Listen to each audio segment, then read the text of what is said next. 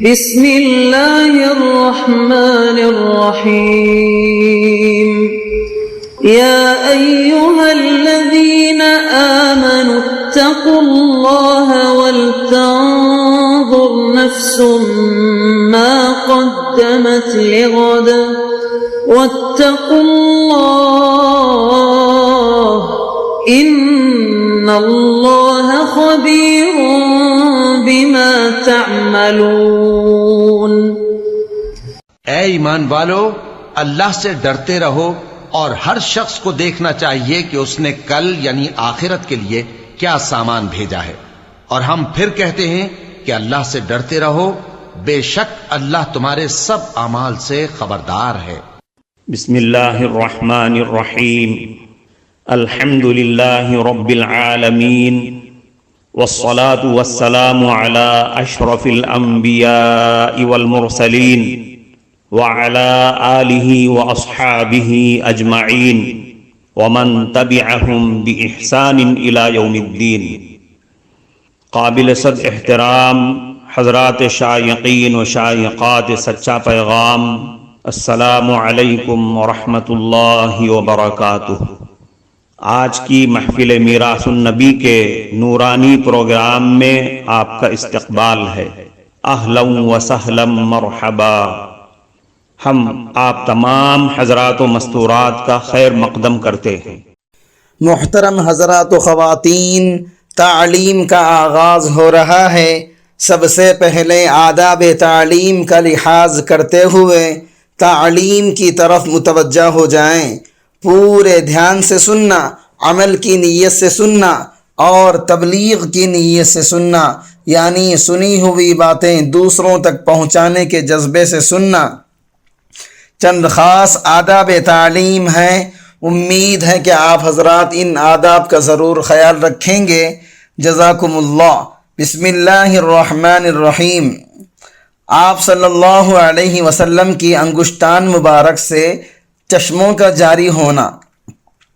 حضرت جابر ابن عبداللہ رضی اللہ عنہ سے روایت ہے کہ انہوں نے کہا کہ میں نے نبی کریم صلی اللہ علیہ وسلم کے ساتھ اپنے آپ کو اس حال میں دیکھا کہ نماز عصر کا وقت آ گیا اور ہمارے پاس پانی موجود نہیں تھا بجز اس بچے ہوئے پانی کے جو برتن میں تھا، تو میں اس پانی کو لے کر نبی کریم صلی اللہ علیہ وسلم کی خدمت میں آیا۔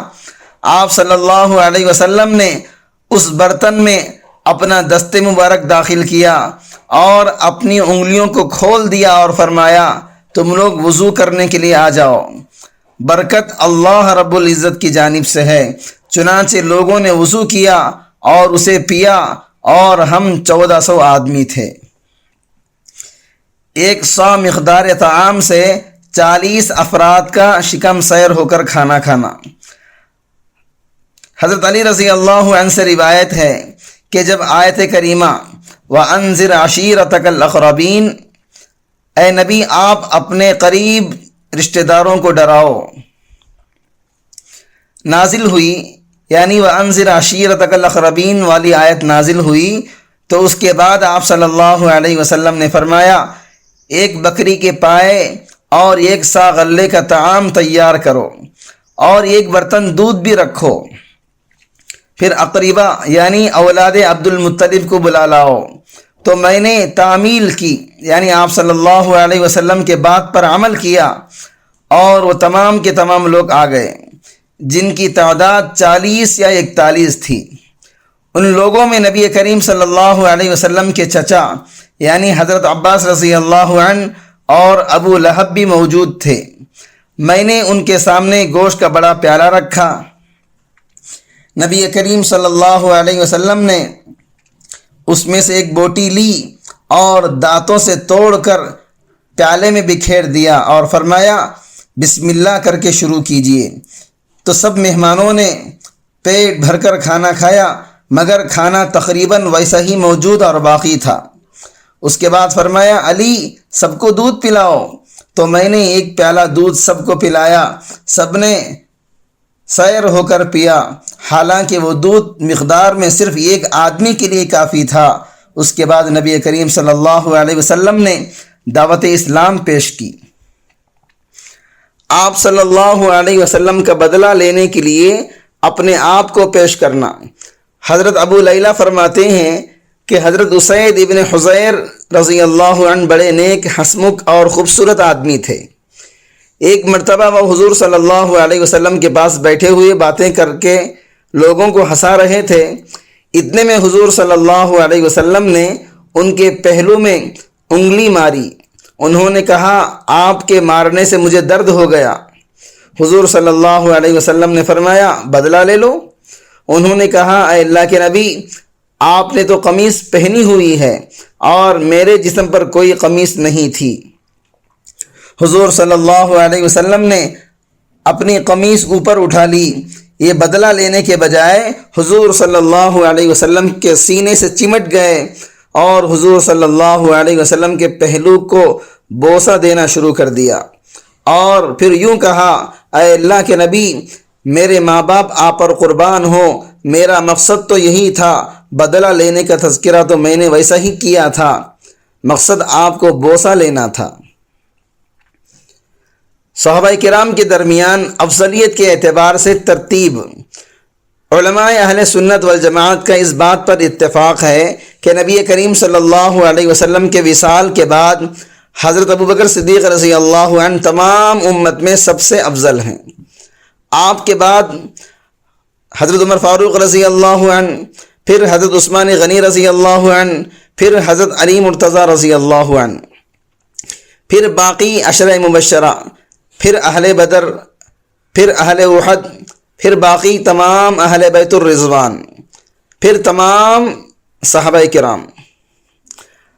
حضرت ابوبکر صدیق رضی اللہ عنہ کا اسلام قبول کرنا، حضرت کعب رضی اللہ عنہ سے روایت ہے کہ حضرت ابوبکر صدیق رضی اللہ عنہ کا اسلام قبول کرنا بذریعہ وحی تھا، اور وہ اس طرح کہ آپ بغرض تجارت شام گئے، وہاں آپ نے خواب دیکھا اور بحیرہ راہب سے بیان کیا۔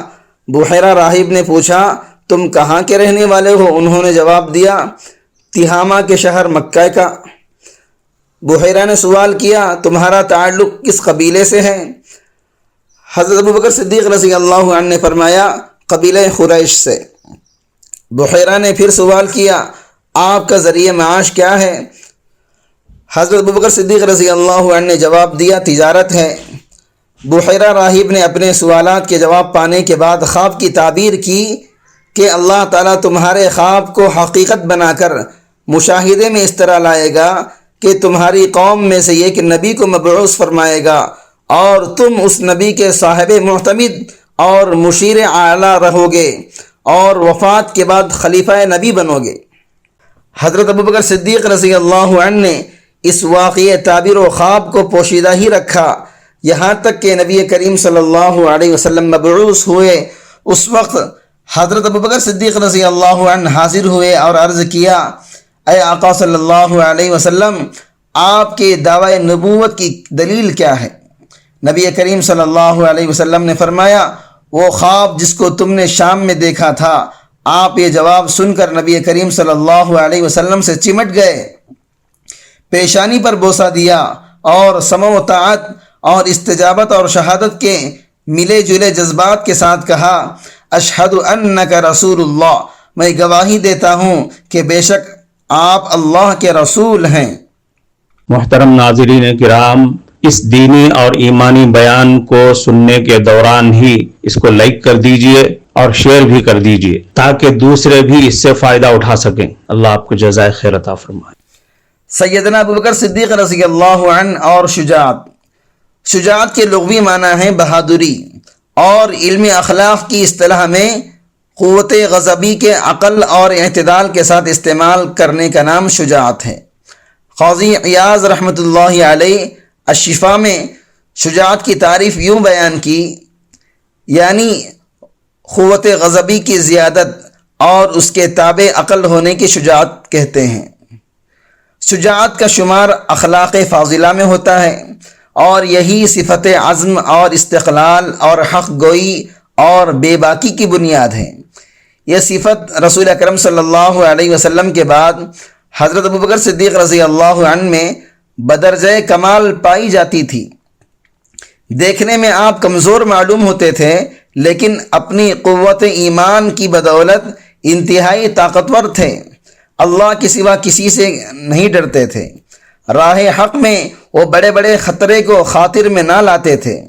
اللہ اور اس کے رسول صلی اللہ علیہ وسلم کی خاطر جان کی بازی لگا دیا کرتے تھے۔ ایک مرتبہ حضرت علی رضی اللہ عنہ نے خطبہ دینے کے دوران لوگوں سے پوچھا، بتاؤ سب سے زیادہ بہادر کون ہے؟ لوگوں نے کہا آپ ہیں۔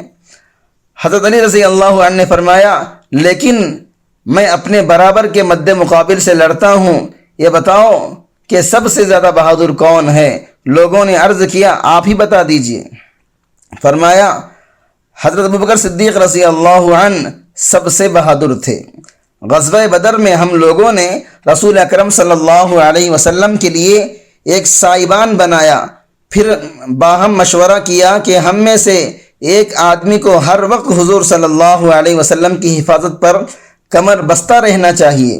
خدا کی قسم ہم میں سے کوئی بھی آدمی ابھی اس کام کے لیے تیار نہ ہوا تھا کہ حضرت ابوبکر صدیق رضی اللہ عنہ شمشیر بکف آگے بڑھ گئے اور ننگی تلوار لیے پہرا دیتے رہے۔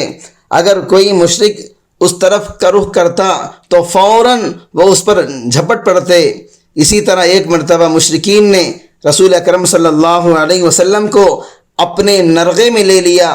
حالت یہ تھی کہ وہ آپ صلی اللہ علیہ وسلم کو دھکے دے رہے تھے۔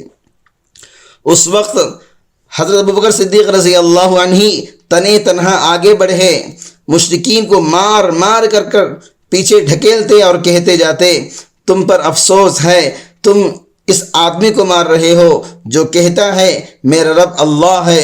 پھر وہ نبی کریم صلی اللہ علیہ وسلم کو مشرکین کے نرغے سے نکال لائے۔ حضرت علی رضی اللہ عنہ اتنا ہی کہہ پائے تھے، ان پر رقت طاری ہو گئی اور وہ اس قدر روئے کہ داڑھی مبارک تر ہو گئی۔ سیدنا ابوبکر صدیق رضی اللہ عنہ ہر نیکی میں پیش رہتے تھے۔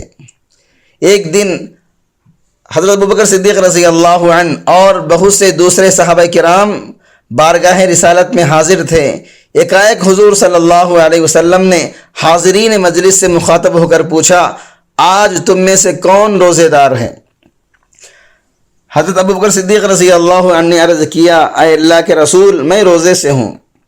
پھر فرمایا، آج تم میں سے کس نے کسی جنازے میں شرکت کی ہے؟ حضرت ابوبکر صدیق رضی اللہ عنہ کہنے لگے، اے اللہ کے نبی، میں نے۔ پھر ارشاد ہوا، آج تم میں سے کس نے کسی مسکین کو کھانا کھلایا؟ حضرت ابوبکر صدیق رضی اللہ عنہ کہنے لگے، اے اللہ کے نبی، میں نے۔ پھر آپ صلی اللہ علیہ وسلم نے پوچھا، آج تم میں سے کس نے کسی بیمار کی عیادت کی؟ حضرت ابوبکر صدیق رضی اللہ عنہ کہنے لگے، اے اللہ کے نبی، میں نے۔ حضور صلی اللہ علیہ وسلم نے فرمایا، جس آدمی نے ایک دن میں اتنی نیکیاں جمع کر لی ہوں وہ یقیناً جنت میں چلا جائے گا۔ اس روایت سے معلوم ہوتا ہے سیدنا صدیق اکبر رضی اللہ عنہ ہر نیکی میں پیش رہتے تھے اور حصول ثواب کا کوئی موقع ہاتھ سے نہیں جانے دیتے تھے۔ معزز شائقین و شائقات سچا پیغام، آپ کو اندازہ لگ گیا ہوگا کہ یہ مضمون کتنا اہم ہے اور کس قدر فائدہ مند ہے۔ کم سے کم درجے میں سوشل میڈیا کے ذریعے سے بھی ہم اس کو زیادہ سے زیادہ شیئر کریں گے تو دعوت کے فریضے کی کوششوں میں ہم بھی اپنا کچھ حصہ ڈالنے والے بن سکتے ہیں۔ لہٰذا زیادہ سے زیادہ اس کو عام کریں تاکہ پوری دنیا کے ہندوؤں کی غلط فہمی دور ہو جائے اور انہیں یہ زمینی حقیقت معلوم ہو جائے اور وہ اپنے اصل مذہبی لیڈر پیغمبر آخر الزماں حضرت محمد الرسول اللہ صلی اللہ علیہ وسلم کو ماننے پر مجبور ہو جائیں اور کلمہ پڑھ کر آپ کے ساتھ ساتھ وہ بھی جنت میں جانے والے بن جائیں۔